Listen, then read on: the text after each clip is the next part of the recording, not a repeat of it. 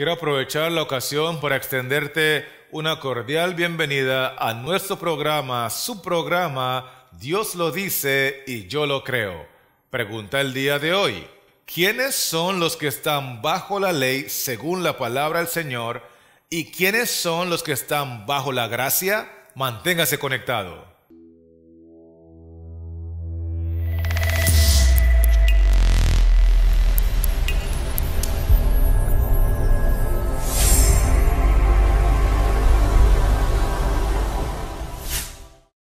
Quiero invitarte a abrir tu Biblia conmigo al libro de Romanos, el capítulo 6, y vamos a leer primeramente el versículo 12 que dice así: No reine pues el pecado en vuestro cuerpo mortal, de modo que lo obedezcáis en sus concupiscencias.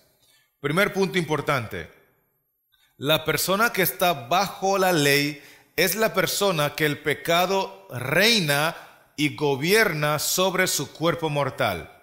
Número 2, ni tampoco, versículo 13, ni tampoco presentéis vuestros miembros al pecado como instrumentos de iniquidad. La persona que está bajo la ley, además de que el pecado reina sobre su cuerpo mortal, también la Biblia dice que esa persona presenta sus miembros como instrumentos de iniquidad. Hay un tercer aspecto que encontramos en el versículo 14 que dice así, hablando de aquellos que están bajo la ley: porque el pecado no se enseñoreará de vosotros. Cuando alguien está bajo la ley, además de que el pecado reina sobre su cuerpo mortal, también esa persona presenta sus miembros como instrumentos de iniquidad. Y el versículo 14 agrega que esa persona, el pecado se enseñorea sobre ella. Estos tres aspectos son fundamentales para identificar quién es la persona que está bajo la ley y quién es la persona que no está bajo la gracia. Esto es muy importante entenderlo porque la Biblia enseña que somos salvos por gracia. Y cuando yo soy salvo por gracia, por el poder del Espíritu Santo, entonces ya el pecado no reina sobre mi cuerpo mortal. Lo hacía antes, pero ya no.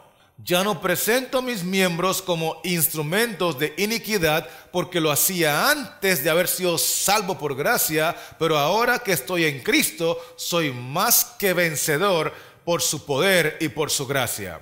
Y obviamente tampoco el pecado sigue enseñoreándose de mí porque ahora Cristo vive en mí, ya no vivo yo y el Espíritu de Dios me da poder para una vida en victoria.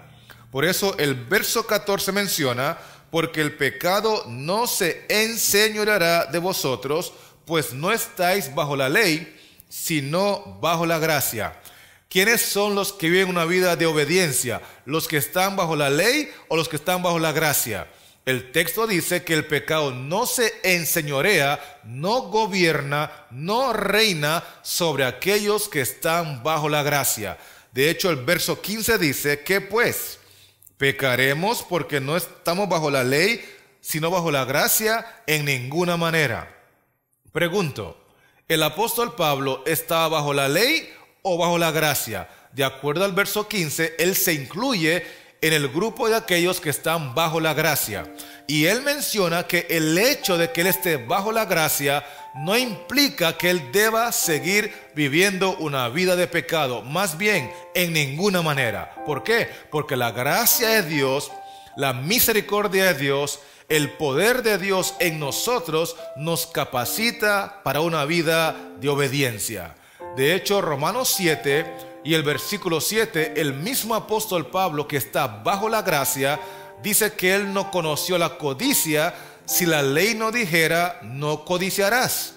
Por lo tanto, él no está aboliendo la ley moral, él está más bien recalcando que aunque él está bajo la gracia de Dios le ayuda a identificar qué es pecado y a vencer el pecado por el poder de Dios. También Romanos 7 y el versículo 12, el apóstol dice lo siguiente: De manera que la ley a la verdad es santa y el mandamiento santo, justo y bueno. Recalca el apóstol Pablo que porque él está bajo la gracia de Dios, no significa que él ha abolido la ley moral de Dios. Más bien, dice el apóstol que la ley moral es verdadera, es santa, es justa y es buena. De hecho, menciona en el versículo 14 que la ley moral es espiritual y todo aquel cristiano que está bajo la gracia y es espiritual obedecerá la ley de Dios porque hay poder en Cristo Jesús.